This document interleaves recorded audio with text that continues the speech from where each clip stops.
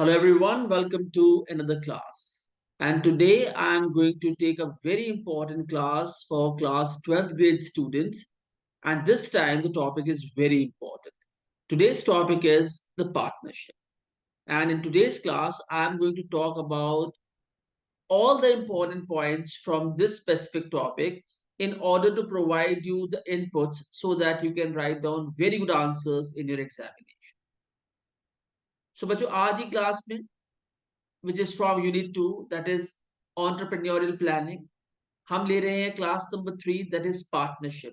और पार्टनरशिप में भी आज मैं जो टॉपिक ले रहा हूं that is part 1. It's a longer topic, so I'm taking part 1 today, and the next time I'm going to take a part 2.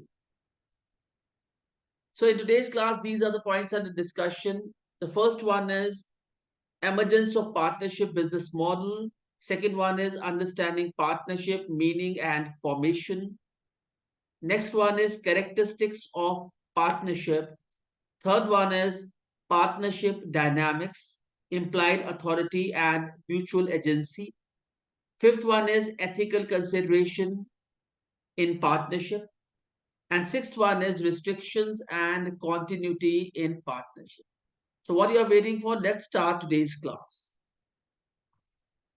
तो बच्चों आज की क्लास में आपको तकरीबन हर स्लाइड के ऊपर रेफरेंस पॉइंट्स मिलेंगे जो आपकी अंडरस्टैंडिंग को पहले से और इजी बना दे। आपको पता है कि we are leaving no stone unturned in order to generate the easiest and the most efficacious classes for you all.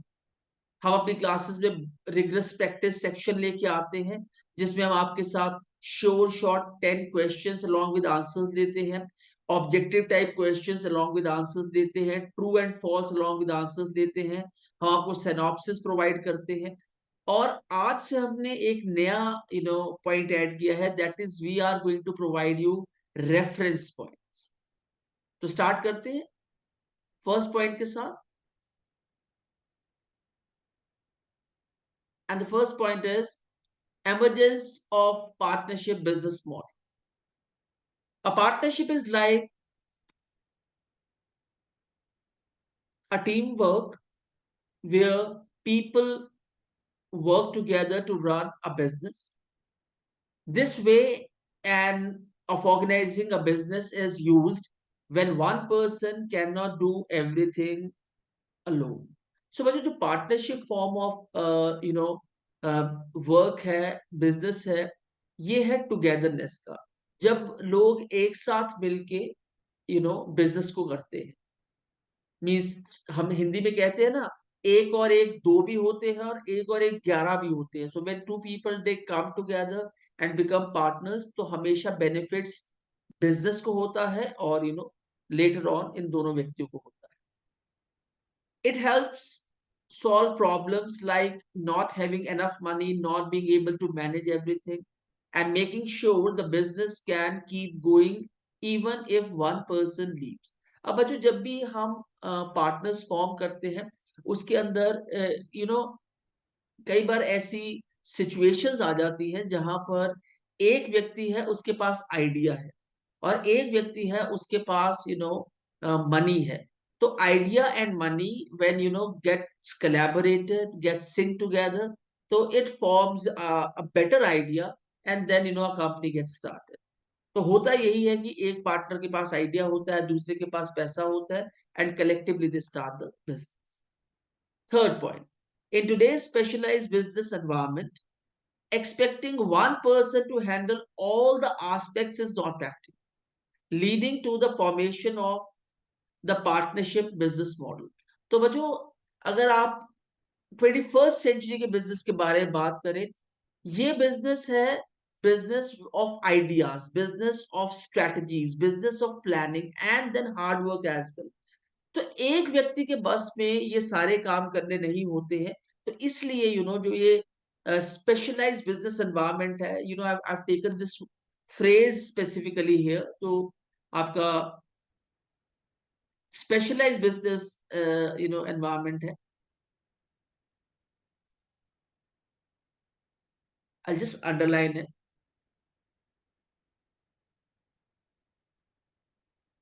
ऐसा एनवायरनमेंट पहले नहीं होता था, आजकल बहुत स्पेशलाइज्ड एनवायरनमेंट। तो मैंने यहाँ पर देखिए बच्चों आपकी ईज के लिए, कई बार बच्चों को क्या होता है, कुछ एक स्पेसिफिक फ्रेज का मतलब उन्हें समझ में नहीं आ पाता जब वो क्लासेस ले रहे होते हैं और जब वो कंटेंट पढ़ते हैं, तो we have also started working on providing the reference points as well. तो स्पेशलाइज्ड बिजनेस एनवायरनमेंट क्या है? A specialized business environment is a unique and industry specific context with distinct factors, challenges, and regulations that influence how businesses operate within a particular niche. तो बच्चों आज जो business environment है उसमें कई तरीकों से बिजनेस किया जाता है, उसमें कई सारे चैलेंजेस आते हैं in order to satisfy one specific area जिसके लिए वो बिजनेस स्टार्ट किया गया है। Adapting to these specific conditions is crucial for success in industries such as healthcare, technology, finance, and manufacturing. तो बच्चों अगर आप एक स्पेशलाइज्ड बिजनेस कर रहे हैं या उसके बारे में पढ़ रहे हैं, तो एक जो टर्म है ना अडेप्टिंग, ये बहुत इंपॉर्टेंट है। क्योंकि अगर आप का एटीट्यूड बिजनेस वाला नहीं है, एक्यूमेन बिजनेस वाला नहीं है, और आप अपने आप को उस तरीके से तैयार भी नहीं कर पा रहे हैं, तो it is going to be very challenging for you to run the business. Are you getting it? So बहुत सारे इसके ट्रेड्स हैं, बहुत सारे इसके वेज हैं, और बहुत सारे चैलेंजेस रेगुलर आते हैं, तो आपको अपना एक्यूमेन शार्प करना पड़ेगा in order to become or validate yourself for that specific business। और इसी के लिए पार्टनरशिप बिजनेस मॉडल को एनकरेज किया जाए।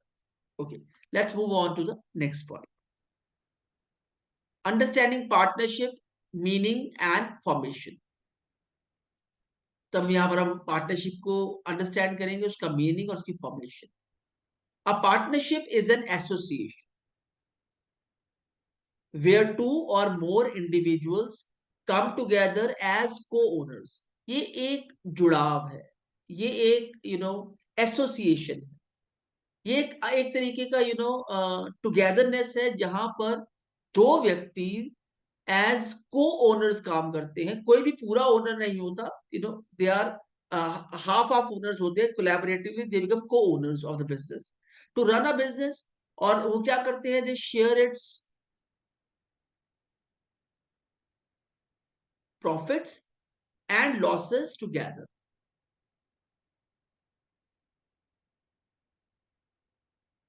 This collaboration is formalized through a written or oral agreement।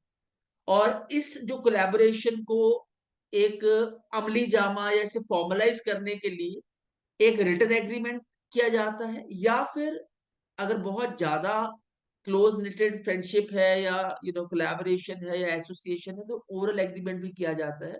But recommended होता है कि रिटन एग्रीमेंट ही किया जाए, क्योंकि बाद में कोई भी प्रॉब्लम आ सकती है। So orally you can not believe on a person's words, signifying a commitment to jointly operate the business and distribute its proceeds।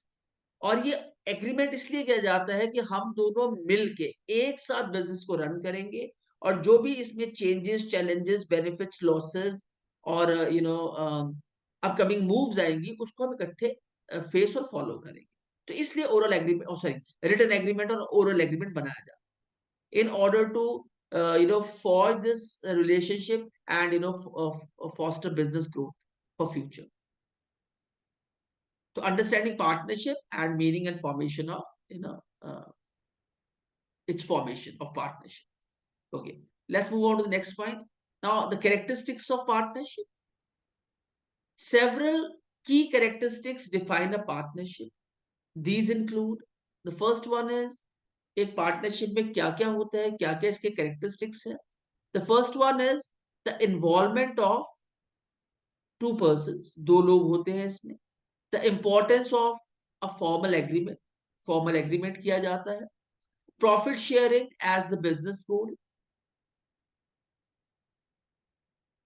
जो प्रॉफिट शेयरिंग है वो बिजनेस का गोल बनता है, and both of them work towards this common goal. हर कोई चाहता है कि प्रॉफिट्स हो, हर कोई चाहता है कि लॉसेस ना हो, बट आपको इक्वली बियर करना पड़ता है दोनों को। The concept of unlimited liability where personal properties can be used to settle the firm's debt। और एक बहुत इंपॉर्टेंट पॉइंट है बच्चों, जहां पर एक कंसेप्ट आता है अनलिमिटेड लाइबिलिटी का, कि अगर आपने डेट ले रखा है तो आपकी पर्सनल प्रॉपर्टी को यूज किया जा सकता है। अगर आप यू you नो उस डेट को पे करने में सक्षम नहीं है तो आपकी पर्सनल प्रॉपर्टीज को यूज किया जा सकता है टू पे दैट डेट। और इसके लिए मैंने यहाँ पे एक रेफरेंस पॉइंट, एक एग्जांपल आपके लिए दिया है। Let's imagine you and your friend decide to open a lemonade stand together as a partnership. आप एक शिकंजी की दुकान, एक लेमनेड स्टैंड बनाना चाहते हैं इकट्ठे। With unlimited liability, it means that if your lemonade stand has debts, money it owes that it cannot pay, you and your friend might have to use your own, toys, bikes, and other personal stuffs to help to pay off those debts.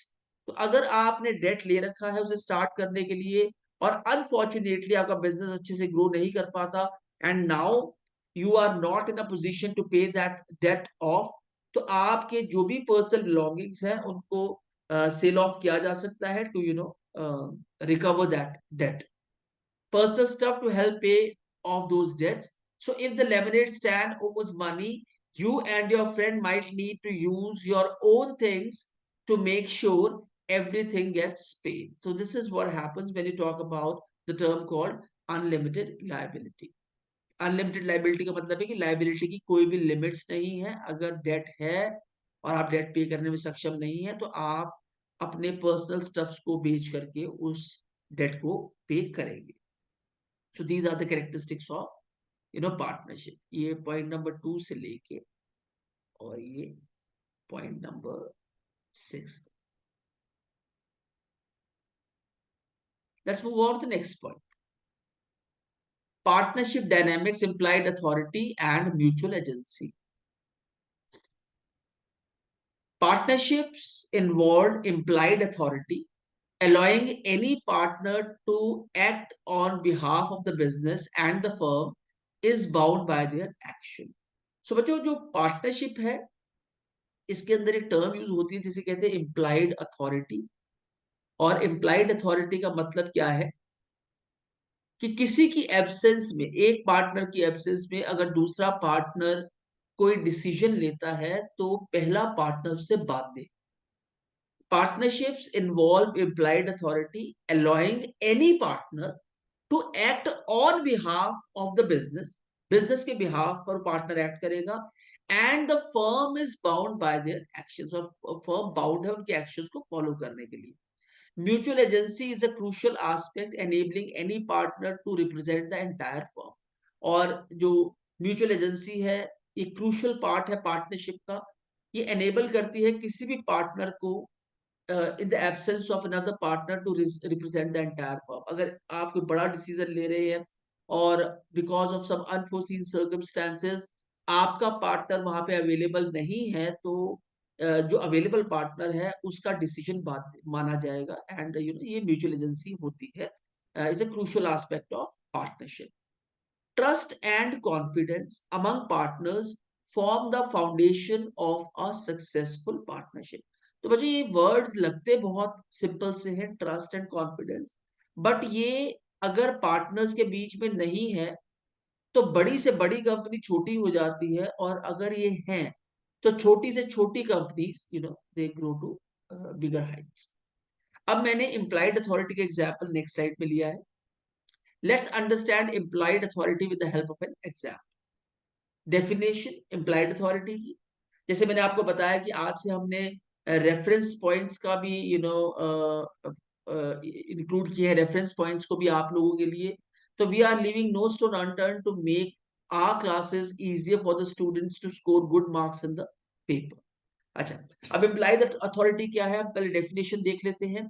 Implied authority means that in a partnership each partner is allowed to make decisions for the business without having to ask for permission every time. तो कोई भी partner without permission दिए दूसरे partner की decision making कर सकता है। It's like saying you are the part of the team so you can do things to help the business without always asking. Because आप बिजनेस का पार्ट है तो आपको हर बार पूछने की जरूरत नहीं है, आप जब चाहे डिसीजन मेकिंग कर सकते। ऐसा फैमिलीज में भी होता है, mother and father, they live together. Sometimes father, they take their own decisions, and mother, they take their own decisions. But all the decisions that they take together, it is for the benefits of the family. Example देख लेते हैं. Imagine you and your friend have a partnership to sell cookies. आपने biscuits को बेचने का काम start किया है. One day you run out of cookie boxes and your friend goes to buy more without asking you first. आपके पास एक दिन कुकीज के बॉक्सेस खत्म हो जाते हैं और आपका जो फ्रेंड है वो आपसे बिना पूछे कुकी के बॉक्सेस अरेंज करने चले जाते हैं. Because of implied authority, your friend is allowed to do what that without always checking with you. उनके पास implied authority होती है, वो और आपसे बिना पूछे वो इस काम को अंजाम दे सकते हैं. The partnership agrees that each person can make decisions to keep the business going smoothly. तो आप जो भी डिसीजन लेंगे वो ऑब्वियसली है बिजनेस के बेनिफिट्स के लिए है. So you can go ahead and take decisions. Now this is the meaning of the term implied authority. चलिए आगे चलते हैं. On the next slide, ethical consideration in partnership. Partnership में ट्रस्ट कॉन्फिडेंस है और they are two big pillars of ethics. तो ये दो पॉइंट्स देख लेते हैं. Partners are expected to act honestly to give proper accounts to each other. देखिए बच्चों, अगर आप पार्टनर्स बने हैं तो ये चीज आपको शोभा नहीं देती है कि कोई कैश की पेमेंट आती है तो आप डिस्क्लोज नहीं करते हैं और आप दूसरे पार्टनर को इन डाउट रखते हैं, इन डार्क रखते हैं कि भाई उसे आप नहीं बता रहे. तो this is not recommended and this is not permitted as. अच्छा, let's take a reference example. Let's say you and your friend have a partnership of selling ice cream. It means you both must be truthful and fair. आप ice creams बेचते हैं और आप एक दूसरे के प्रति ट्रूथफुल हैं और फेयर हैं. If you sell some ice cream and make money, you need to tell your friend exactly how much you earn. अगर आप कोई आइसक्रीम बेचते हैं तो आपको ये बताना या हिसाब क्लियर करना जरूरी है कि आज कितने की आइसक्रीम बिकी है. ये कॉमन ह्यूमन ट्रेड्स हैं जो कई बार गड़बड़ा जाते हैं. And your friend should do the same. और आपके फ्रेंड को भी वही करना चाहिए. It's like promising to always be honest and share all information about the ice cream business with each other. Utmost good faith is crucial, as mutual trust and confidence are essential strengths of a partnership. So, maximum good faith is required, and mutual trust and confidence are essential to strengthen the activity of partnership. Restrictions and continuity in partnership.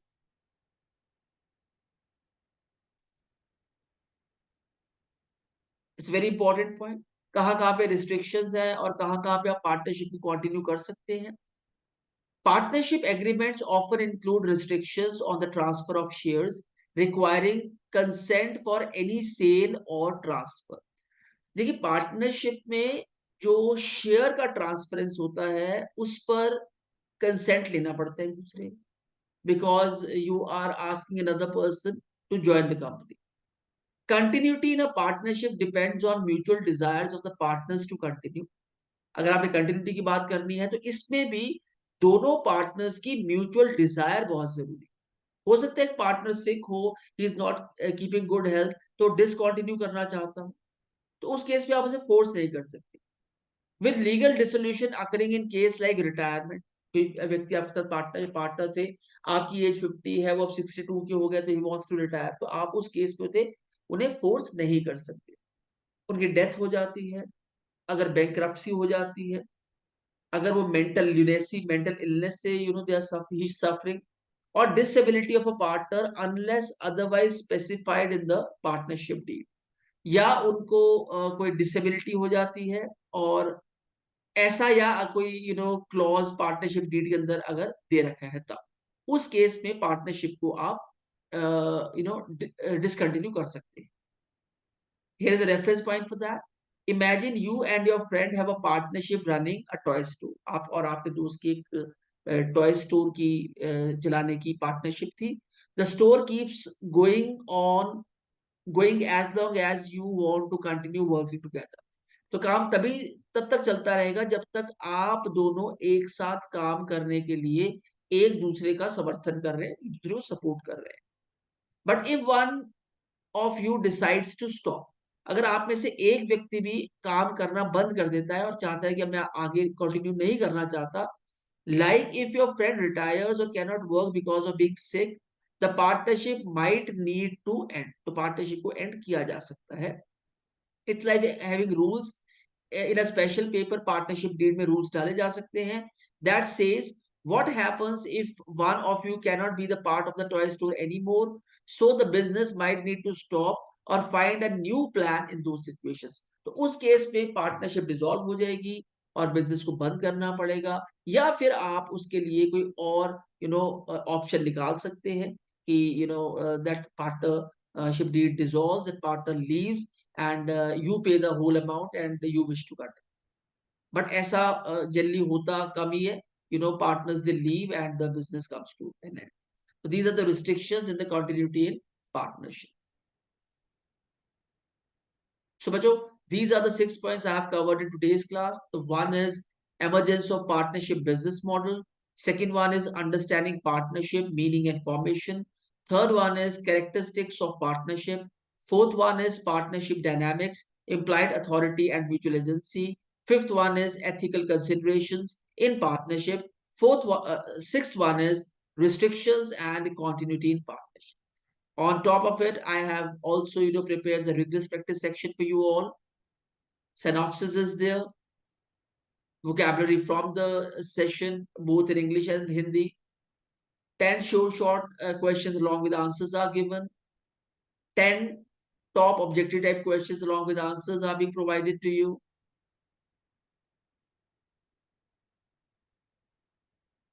And last but not the least, true and false from the session. So that once you'll take up this lecture, you go through this rigorous practice section, you are going to, master, the facts about partnership. So, bacho, that's all from me for today's class. See you all again in the next class. Bye bye for now. God bless you all.